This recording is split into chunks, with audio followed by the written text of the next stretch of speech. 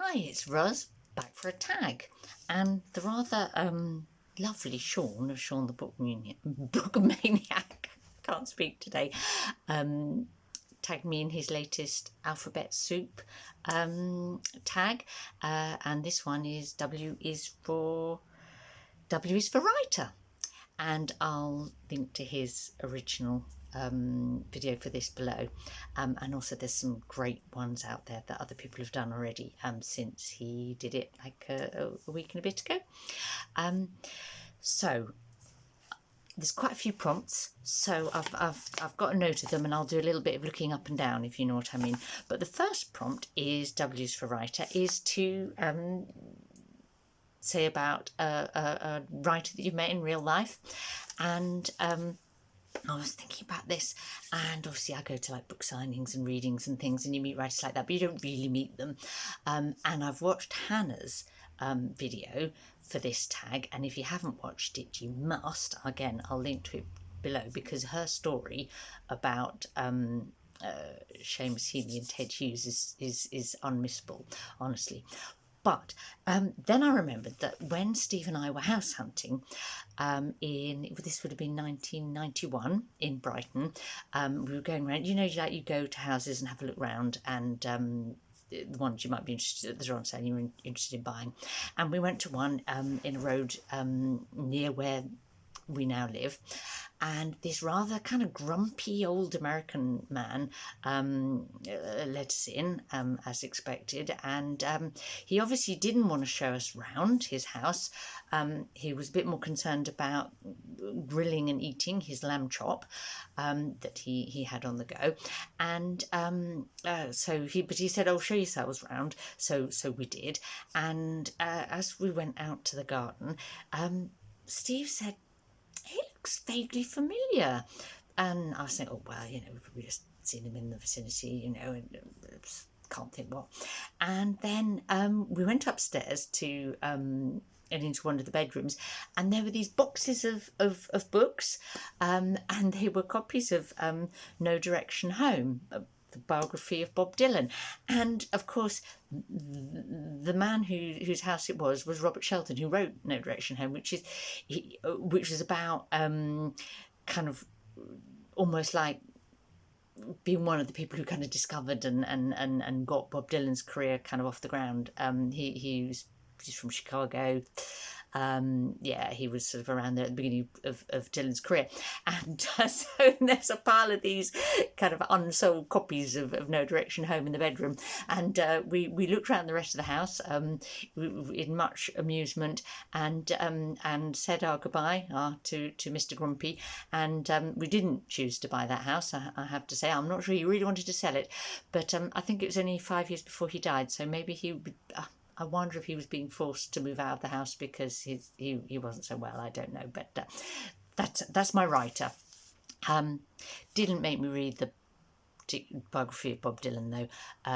Steve has already, but I'm not, dare I say it, the biggest Dylan fan. And I was really irritated when he won the Nobel Prize for Literature. I'll just put that out there. I'm sure I'm not alone, although other people probably thought it was wonderful. So, tag number 2, because I'm going to go faster. Tag number 2 is W is for war, and it's to say a book about war that you've read recently, or if you don't read about books about war, to say why not. And I literally just read in the last sort of week or so Weep Not Refugee by Marie-Thérèse Toyi, which is she's a Burundian woman writing about the impact of the Burundian civil war in the 1990s. So I'm going to mention that one. I'm cheekily going to have 2 for this prompt, because hey, why shouldn't I? Why should Sean make all the rules? And because I'd like to mention a non-fiction book about war as well, which is This Republic of Suffering by Drew Gilpin Faust. And that was a book that I read as part of Jason's Mortality Project that went across the length of 2019. And it's a book, a really, really unbelievably interesting book about the rather esoteric topic of death and burial and yeah, how people kind of dealt with death in the American Civil War. There you go. I would actually recommend it. It's an interesting book, strangely enough. Prompt number 3 is www.writer.com, which is to recommend a writer whose name begins with W, either first or last name.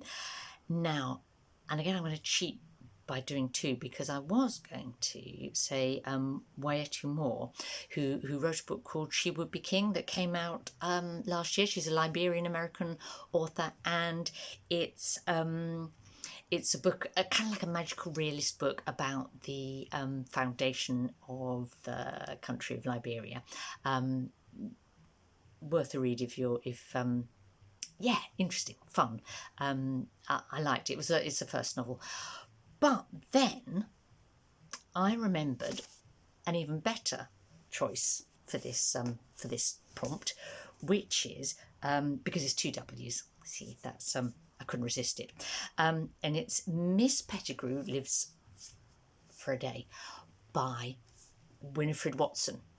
And this is a book that was written in 1930, and it is so funny and so charming and so delightful, and it's published by Persephone. And if you don't know Persephone Press and you're interested in reading books by women who perhaps might have slipped out of fashion, out of attention, Persephone is the publisher for you. That's what they do. This I just want to show you. This book has great little illustrations in it. Yeah, it's very 1930s London, 1930s Britain, and it's about a governess who goes to an employment agency for a new job, and there's a bit of a mix-up, and instead of being sent to the household with 9 children that need a nursery governess, she gets sent to the house of Miss Lafosse. And Miss Lafosse is a nightclub singer who was looking for a maid, and Miss Pettigrew is too shy and embarrassed in that kind of English kind of way to explain what's happened. So she just resolves that she'll do this day as a maid for Miss Lafosse, and then just not come back the next day. But instead, she has like the best day, and she turns out to be an absolute a huge problem solver for Miss Lafosse, and just shows her true qualities. And the book has a lovely happy ending. So it's a laugh. Yeah, I'd recommend it. So that was Writer beginning with W.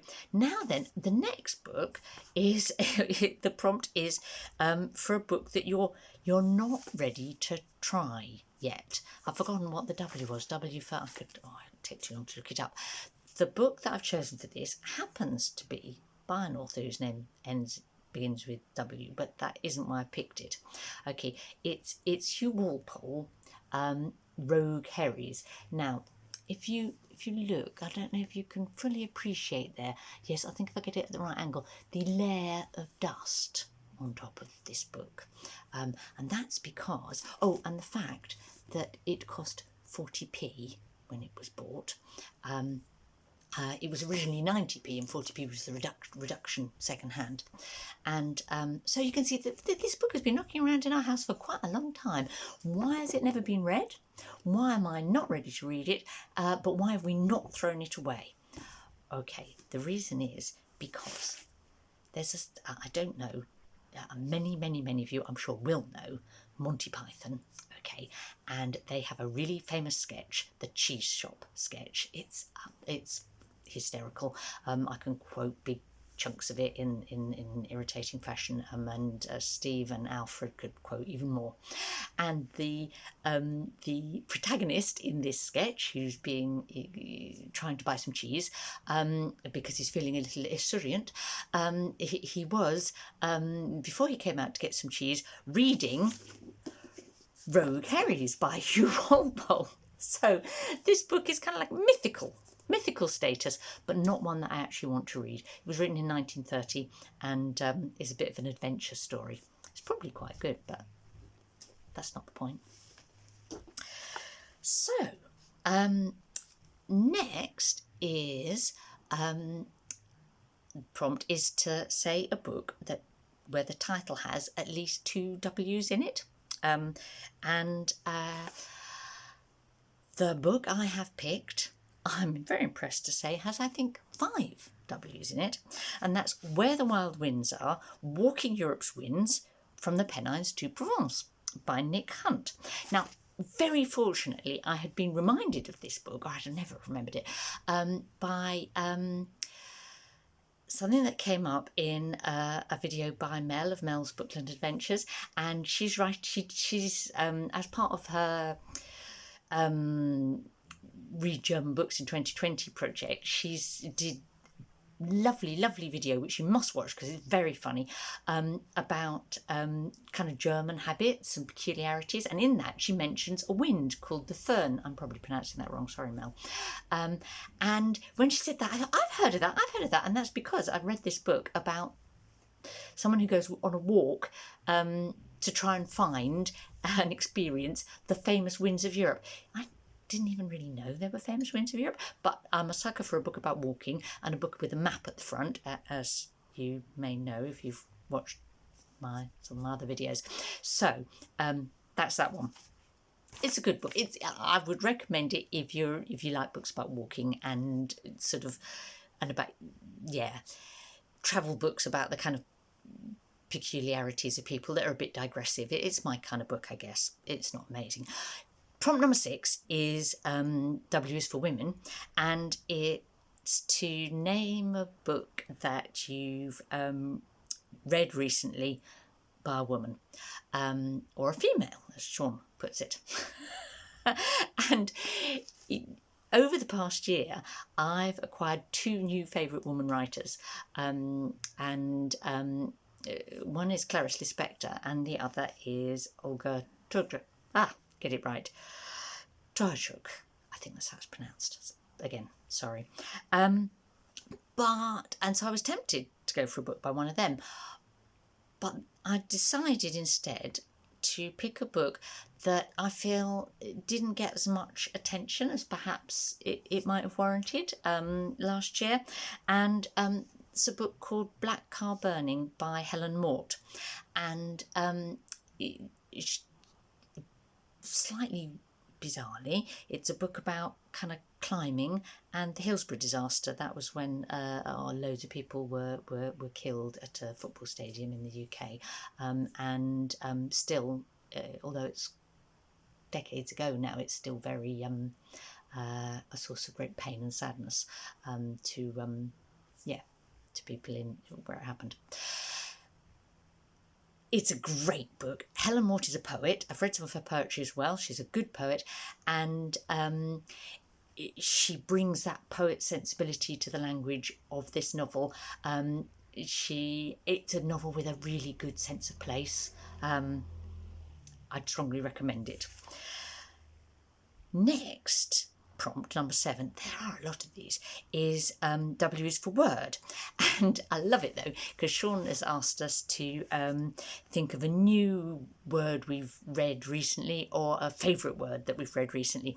And I knew exactly which I was going to pick for this, because the word is, and I'm going to have to look down to make sure I read it right so I don't go wrong, is époustouflant. Yeah, époustouflant. And it's a French word, and I found this word when I read this book, A Girl Called Eel by Ali Zamir, who's from the Comoros Isles off the east coast of Africa in the Indian Ocean, near like Mauritius, Madagascar, that sort of area. And this book was originally written in French, and then it's recently translated into English. I was really keen to read it. It's, again, good book, interesting, very intriguing one, actually. But when I went and looked it up, I went and looked it up on Goodreads to see if anyone else had read it and what they thought of it. And of course, because it was initially written in French, most of the reviews on there were in French. And the very first word of the very first review that I read was époustouflant, and that means breathtaking. And I just loved it. I wish that I had the nerve to start using époustouflant in my day-to-day speech. I should try and drop it in somewhere in the next week and see if I can get away with it. But doesn't it sound lovely? Yeah. So that was number 8. Number 9, W is for whippersnapper. So, and this is to say an author that you're oh no, that's number 9, but number 8 comes first. Number 8, W is for weary, and that is to talk about a twist or a theme or a cliche that you're just weary of coming across in books. And that for me is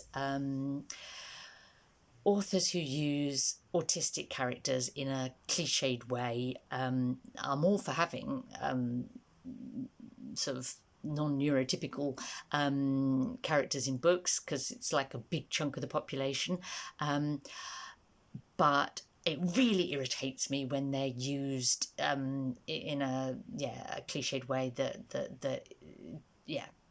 doesn't really perhaps reflect a kind of real knowledge of what it's like, say, to be autistic, and the kind of how it's not just one thing.